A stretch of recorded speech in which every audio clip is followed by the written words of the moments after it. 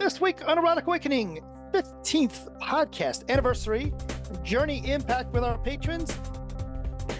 Hey, patron supporters, we have a special in February for you. Head over to our list of video offerings and you get any one you want free. Click on Classes on Demand and let us know which one you want and we will send you a code. Welcome to Erotic Awakening, an exploration of all things erotic. If you are offended by adult topics or prohibited by law, we recommend you stop listening right now. We want to thank all of our patron supporters.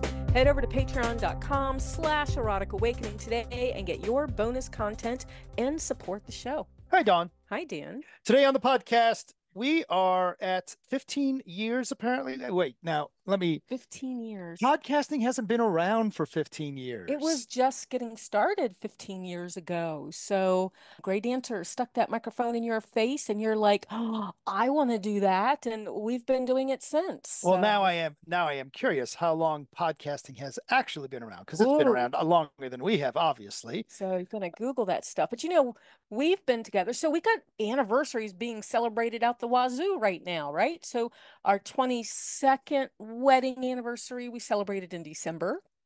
Our 15th podcast anniversary is today, February 12th, when we're recording. Mm-hmm. And then our collaring anniversary is March 3rd, which will be 23 years for us. We've been collared longer than we've been married. And we just got back from Vegas because we decided to go between the anniversaries and go get some shows in. So we did that for 4 days. And so lots of anniversaries to celebrate. Lots of anniversaries to celebrate. And it is interesting how in the 15 years of the podcast being around, how much we've changed, how much we've grown. And we've got a couple quizzes to find out if we've changed or grown along the way. True. But you know what? I also want to throw out there, and I hope you can remember the names that we're allowed to use. And when we were in Vegas, we also visited a podcast listener and Patreon and had dinner with them and had a great time. We were taken out to, never had experienced a Korean barbecue before. Emma and Eris from the Vegas area took us out, and man, that's some good eating. That's some good eating. That's all the meat. So, which is how I like to eat. And Eris, I still have not looked up any further 30-second bunny theater, but I am going to, because that was quite fun. That's right. 30-second bunny theater. We have to remember that. I'll put it in the show notes. Today on the podcast, we are actually talking about we're talking about the journey of 15 years. And actually, we are going to start off. We have a couple guests on the podcast tonight. Well, we have a couple patrons on the podcast tonight. They can be both. They make this all possible. They do indeed. And in this case, Keith, I'm going to start with you. First off, thanks for joining us tonight. I will have to suggest, I would guess that you may well be one of my original patrons out there. I might go look at that, but you've been around forever and you've always attending all the things, and we appreciate that. So over the 15 years, or over your experience with going from non-kink to kink, and I don't want to get too deep in definitions of what it means to you and all that kind of jazz, but what has been one of the significant impacts of allowing yourself to explore this lifestyle? I mean, I think I was in pretty early after you guys announced Patreon, because I have a bunch of people I support on Patreon, because you got to support people that do stuff you enjoy so that they can do the stuff. And for me, I was probably vaguely kinky from the moment I was born, but it was after I had been listening to your podcast and some others that I actually really did much about it, at least publicly. I had never been to a public event before 5 or 6 years ago. And I started going to a local munch because I thought it would be interesting to talk to people. And from there, we went to that for a while, and then went to a Dark Odyssey event when it was up in San Francisco. And we went to Dark Odyssey the next year, and we bought some stuff from the vendors as floggers and paddles and benches, and we have worked our way into being somewhat boringly kinky along the way. That's me.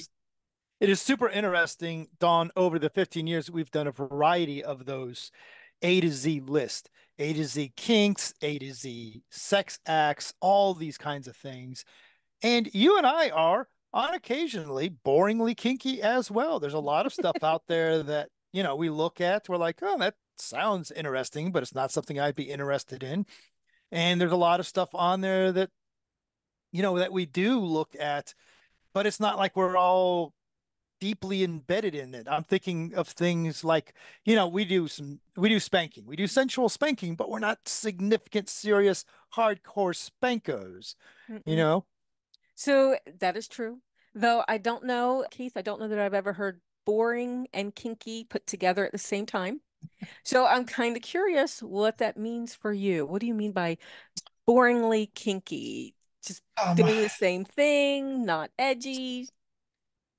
I mean, I have my wife and I, have an occasional girlfriend, but I have other friends that I see that are much more adventurous and setting things up and traveling and really seeing a lot of different people and trying a lot of different things. And, at events, I put on a nice vest and some good clothes, but I am not dressed to the nines. I am not performing. So one of the things that you don't know, Keith, is that tonight we are giving people new FET names, and your new FET name is casually kinky. We like that better than boringly kinky, but that Boring. casually kinky. I'll see if it's available. That does give you the right to wear sweatpants to all kink events, and no one can complain. So that's good. I do wear sweatpants to all kink events, and I wear sweatpants everywhere now. That is what COVID gave to me. So, Dawn, the first quiz for you tonight is that he knows my memory sucks. So let's see what we can do. In 2013, you and I talked about this is in November of 2013 on the podcast. Yes, sir. You and I talked about needs, wants, and desires, and we shared some of those personal items from those lists, including how they got there. In 2024, which it is now, do you believe you have any needs, wants, or desires? And I'm not even going to go needs, right? But do you have any desires that you think are still on that list that would have been on that list back in 2013? Have you, over the past 11 years, not been able to check anything off that list that you can remember? I don't remember what's on that original list. So for desires, because needs, wants, and desires, needs non-negotiable. Wants would like to have, but negotiable. Desires are like the cherry, the icing, and my desires that I expressed back then that I can remember was to be more sexual and to explore more things. And if this thing happened, it didn't need to happen, but if it did, it would be cool. And except for some specifics that are still on my bucket list, I've attempted some of those, but they haven't officially happened. So yes, there's a couple of naughty I know things exactly on there. what you're talking about, by the way. So there's a couple of naughty things on there that have, like I said, have been attempted, but not actually come to fruition yet. So it is super interesting when we fantasize about things, how easy logistics are. And when we're actually trying to do those things, it doesn't quite work out that way per se. So one of those desires people have heard me talk about many, many, many times. And let's just say that when I did attempt to try it, I finally found people that were interested in doing it. One person was very short and one person was very tall, and it didn't logistically match up. Yes. So we couldn't figure out how to make it happen. And then I'm chubby with short legs. So when I, yeah, it makes logistics very hard. One of the things that we find that got us through to this 15-year mark is to have people that are supportive of the things that we do. For example, Minotaurus, pretty much if we say, hey, we're going to do a thing, Minotaurus signs up and he's there, right? Whether it's talking about whatever the topic is, Minotaurus is comfortable to be there. And even when it's not things that you're greatly interested in, And when it is something you're interested in, we always appreciate your opinion and your insight, and that you are willing to share that with us. So I'm going to push that boundary a little more, Minotaurus. And what has been something for you in your kink journey that has impacted you? And you can't just say that you moved to America for polyamory, because that's Oh, but he did move to America. No, North America. Yes. So basically, I would say the thing that actually got me started in kink, which is the Sort of Truth books. There's not a lot of kink in there, but there's like interrogation scenes in there that are really torturing and things like that. Plus, those books have a lot of rules. So over the books, you learn more and more rules. And that got me first interested in kink. Then from there, it was the gore books, which basically is then the same thing over and over. You have all those rules and stuff like that. And then Gorian chat rooms. And from there, I spread slowly out. So basically, Sort of Truth got me really started and interested in kink. Very cool. Nice. Dawn, one of the things that we've done over the many, many shows is interviewing people about books, whether it's fiction, nonfiction, authors that you may have never heard of that are self-published and just getting started, or the big players in the BDSM book field like Laura Antonou or Lee Harrington. And you are still a book person. I am still a book person. So I still like to read. I've still got stuff in storage that, holy shit, when we put stuff in storage, we got rid of so much stuff when we became RVers. I had about 400 books that I kept out of my office after giving a lot away. And each year we've gone back, I've gotten rid of more and more. And I think I'm down to about 80 books at this point. But most of them are my kink books. They're my poly books. They're my Janet Hardy and Raven Kildera and Michelle Belanger and, all of those people that I want to keep the physical copy. Yeah. Okay, that's great. But you and I happen to share a variety of book applications. We share an Audible account and what used to be called Scribd. Mm-hmm. I've read a lot of books there too. So when I go to look for one of my new, one of my financial guide or productivity geek books, why is there so many? We do share an account. Yeah, so there's so much monster porn. There is. They're werewolves and they're vampires. And it's alien right now. And the one I'm reading right now is about a Viking that got thawed out on Earth.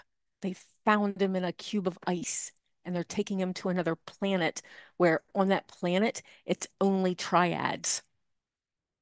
So I have so many questions about why is it a Viking to start with? And unfortunately, for some reason, there must be some movie he was in, because I'm picturing Brendan Fraser as the Viking. I don't know why. Wasn't he frozen in some movie? I think he was, but he was a caveman.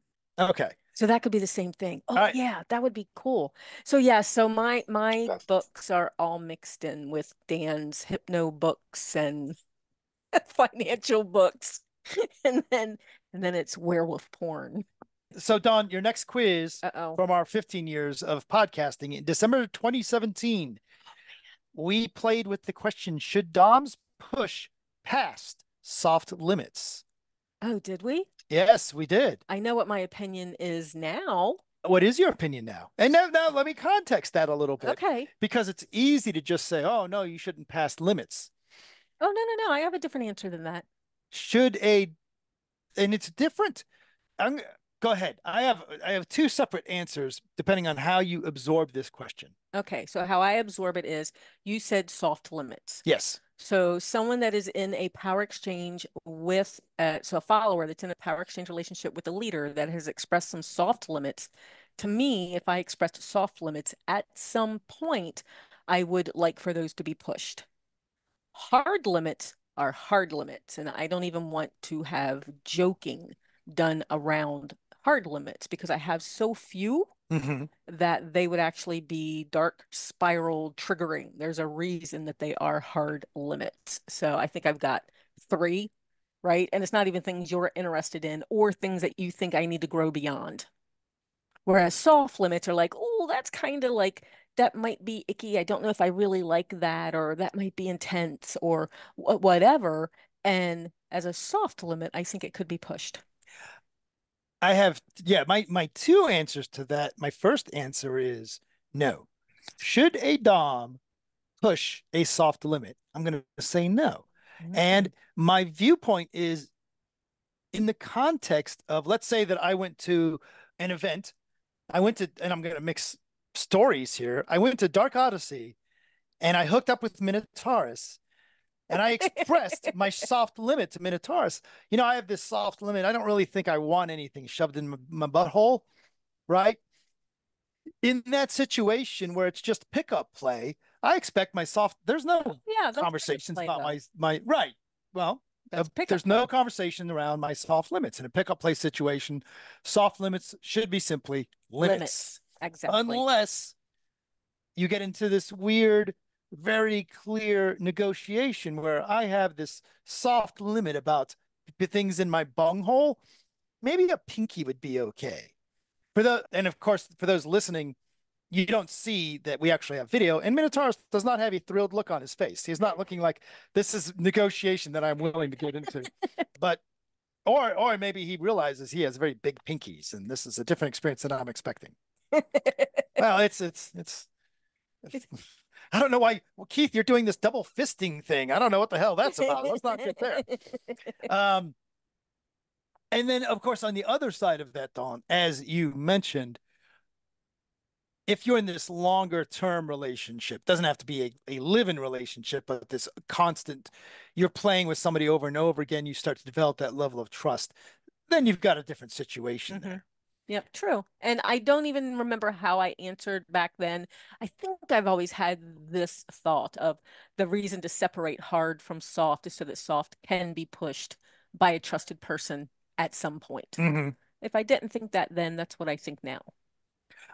One of the really neat experiences in running the podcast over 15 years is that as time goes by, we actually get to meet some of you face to face. We have not made it as far north as where you are, Minotaurus. Heck, we haven't even made it as far north as Keith is, and that's not nearly as north. But just last year, we had the opportunity to make it west far enough that we actually got to, because a lot of times people say, hey, if you're ever out this way, come visit. And we're like, yeah, sure we will. And we were actually out that way. And Peachy, you actually said, yes, I do want you to come visit. And Peachy's like, when are you coming? And you got to show us around your house and you introduced us to your bearded dragon. We ate Mexican. And we had Mexican food. Your burrito had French fries in it, if I remember right. Yeah. Side note, don't let Peachy order for you. American burritos are just not burritos at all. It was a California burrito, so it had to have the fries in it. The fries. Okay, got it. That's what makes it a California burrito. Cool. So, Peachy, one of the things that it was really great to have the opportunity to meet you, and we very much appreciate that. And the other people that we've met in person over the past 15 years. So, Peachy, what's something that over your journey going from non-kink to kink in this very light definition that we're using that has been impactful for you? I would have to say paddles and punches are the most impactful. Paddles and punches. That needs to be the name of an event. I think that was just a funny pun, but now Dawn's turning it into an event, a book, a movie deal, the whole thing. It's alliteration. It's got a good paddles and punches.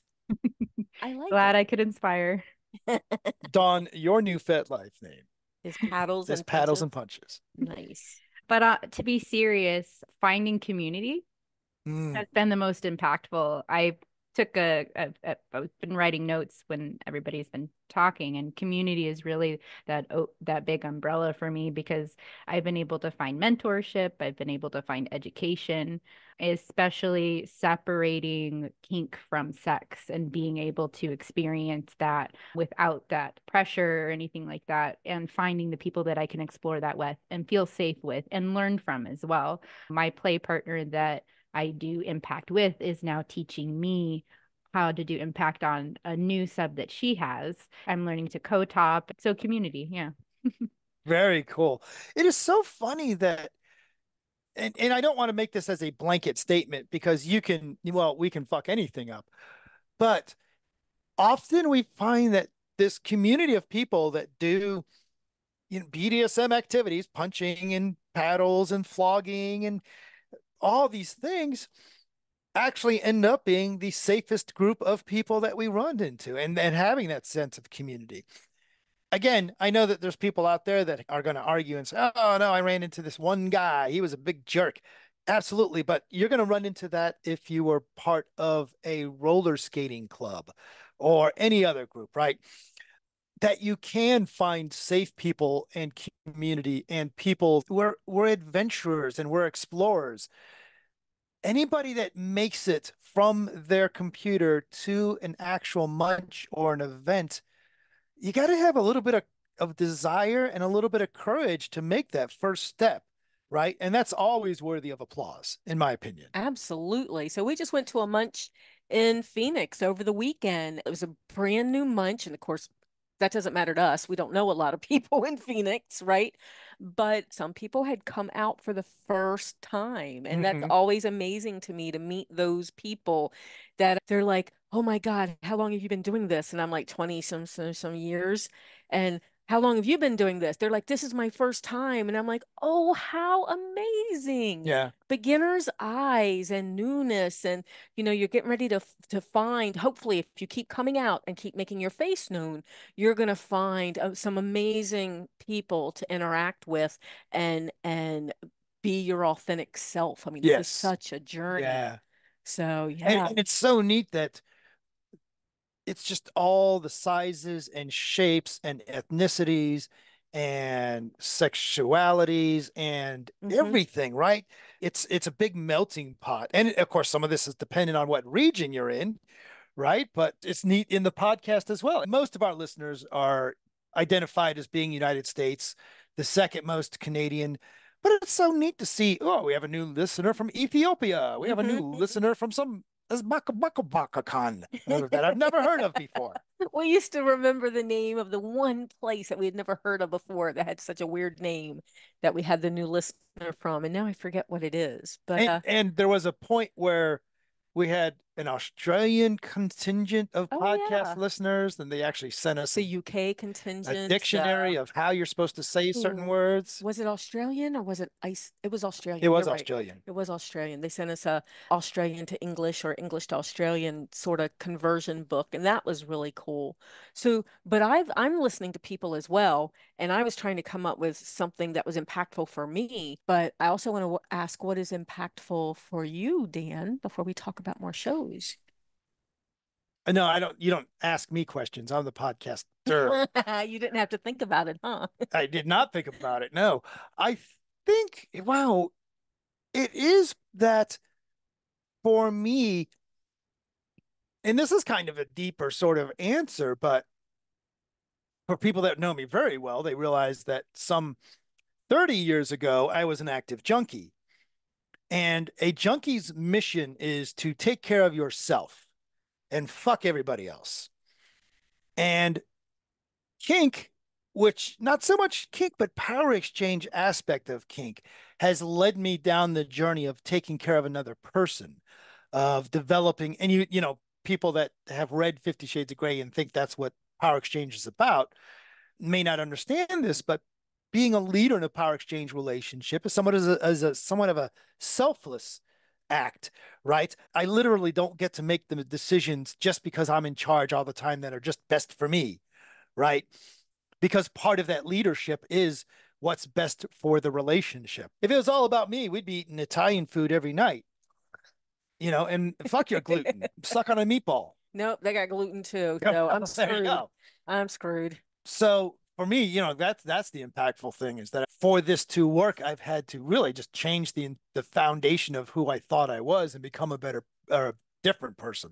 I'm not going to say it's a better person, Actually, I know old Dan. I Yeah, know I'm a old better Dan person. too, Yeah. a better person, absolutely. So as I'm listening to you guys, things just pop into my head. So absolutely community, meeting other people, uh, running things that make this available for other people, the spaces that we've run, the events that we've run. So all of that has been super impactful, teaching and sharing. And then, but listening to you, Dan, about your responsibility of another person. I mean, think of what I had to do. With my past baggage, I Hmm. had to heal enough to trust you because I also know old Dan. So I had to trust not just someone, but someone that was changing their life to be trustworthy. Okay. So, all of that is wrapped in there. I guess my biggest thing is the whole healing journey Hmm. so that I can teach and be available for other people with past baggage. And Power Exchange absolutely is about that. I mean, there's so much. There's being okay with my naked body, Mm. right? Coming to terms with how my body has changed and how I look and being my authentic self and being okay with being kinky and all my fantasies and just all of that fits in. It's an amazing world. Yeah, absolutely amazing world. It's just funny how long 15 years is and how damn short it is. You Hmm. know, there's this question that, or it's not really a question, but I was looking at all the way back in of March 2020. We did an episode on polyamory in a pandemic. And it's just bizarre to me how all of us on the podcast, all of our, our patron guest here today, we all lived for 2+ years through the pandemic. And it's like, I don't know, you guys, how often do we see people in masks anymore? And it's like, oh, you remember that thing that happened once? It's like, no, that was 2 fucking years of change of life for everybody. So that's kind of nutty. Uh, I think all of you guys were on our chats that we used to do after COVID hit, and we were talking about polyamory and COVID and how to be kinky with COVID and and all this stuff. And now Dan said we don't see a lot of people in mask anymore, but that's not necessarily true. We just went to an event where everyone had to be masked. So oh, yeah, that there's wasn't that long ago. that was only a Good couple of months point. ago. So there are still some events that are totally masked. And when I go to the grocery store, there's a lot of elderly in the area that we're in, a lot of 55 plus. So there's a lot of elderly that still wear mask as well. It's funny though. I reflect another, which leads to the other change related in that same topic, as you and I will be presenting at MSC next weekend, Master Slave Conference, virtually. And we'll also be presenting at another event virtually. And I actually had to convince someone, a mass chapter, that no, we're going to be in that city. We could do this in person. They're like, well, I guess that's okay. It's like, wow, it's so weird how the world has moved in that direction. Yeah, yeah, a lot of virtual stuff to make it Um, available for everybody. Hmm. Well, I know the sub roundtables that you opened up to be virtual were really helpful to me, and I definitely wouldn't have been able to attend those locally where they were being held originally. So I like Yeah, that part.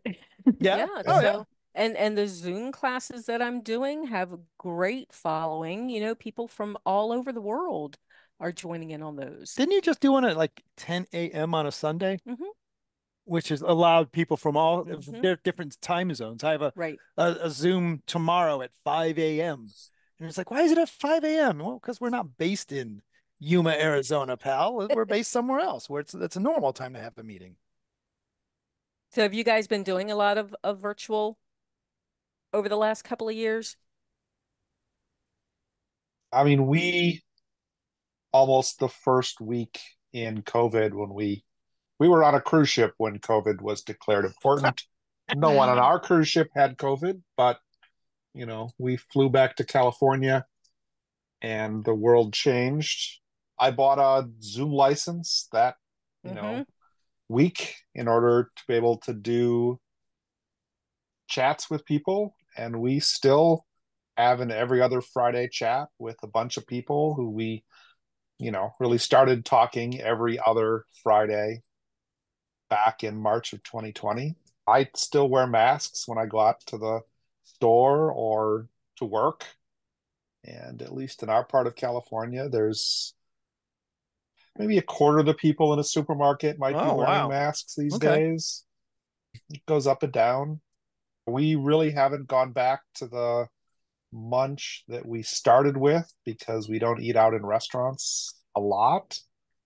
But they started up a munch that happens in a park that we go to about every month because it's outdoors. Around here you can do that because the weather's nice enough. Things are shifting. We did a poly park event for a while. At the beginning, with one of your other partners. So it's just so funny to see, we talk about things like can sex and BDSM be a spiritual path, where we talked with Raven Kadera back in 2009. Good gosh, that was the beginning. We're currently still working with Raven. We're currently working with Raven on a project. So that should come to fruition in a couple of months. And it was funny to see also in 2009, we talked about what to wear to an event. And I think that, if anything, has been the most popular topic or the most repeated topic because people want to know what to wear. Well, we've got so many new people coming in right now because COVID was such a life changer, right? Mm-hmm. Over the 15 years, that is the most life-changing thing that we went through. And people had time when COVID hit. They had time to explore things and get on the computer. And when COVID first hit, how many computer screens did I have up? I could work on one computer and research Pornhub on the other, right? And then Google anything I was interested in on the other. So a lot of new people coming in because they had time to look up these fantasies and discover that there was really a world out there, and then take some Zoom classes because we figured out how to do all that stuff and that became available. And then now they're coming out to the munches. Yeah. So, and that is one of the first questions that is asked. What do I wear? And they don't like it when I say, whatever you want.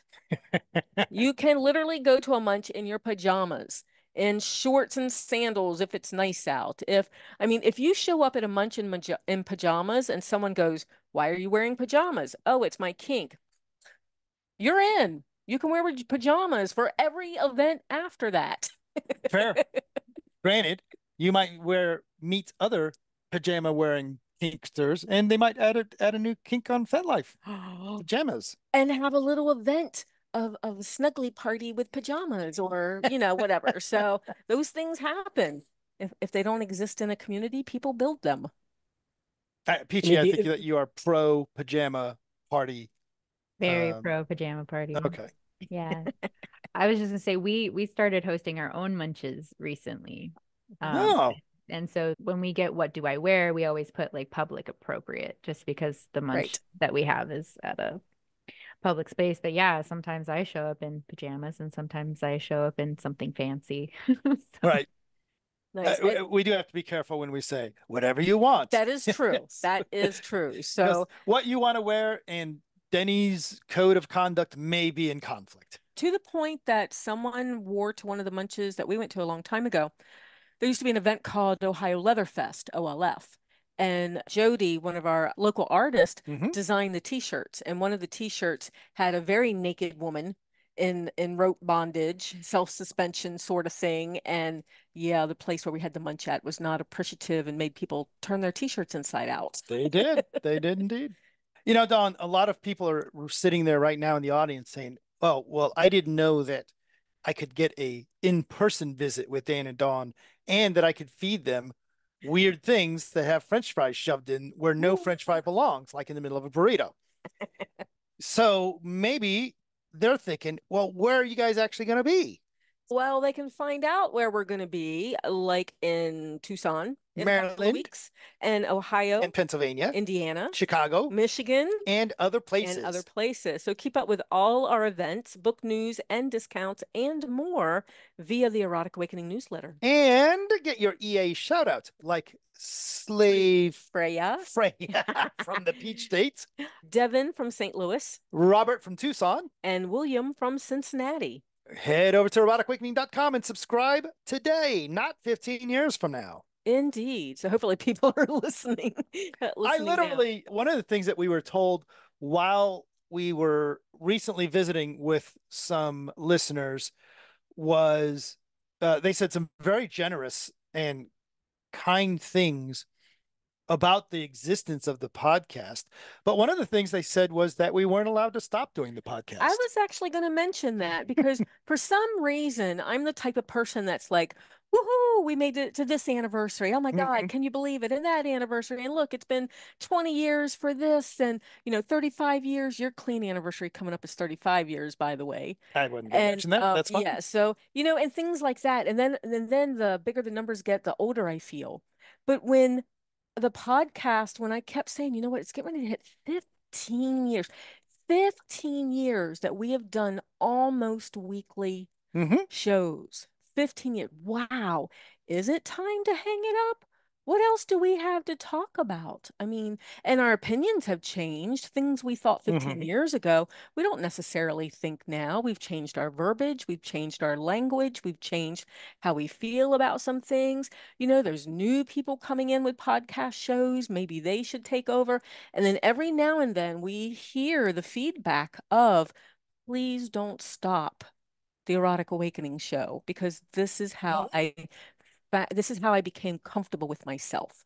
Yeah. And things like that. And we hear that and it's like, well, why wouldn't we keep it going? We actually do have a lot to say because we like to talk. Yeah. And it's funny.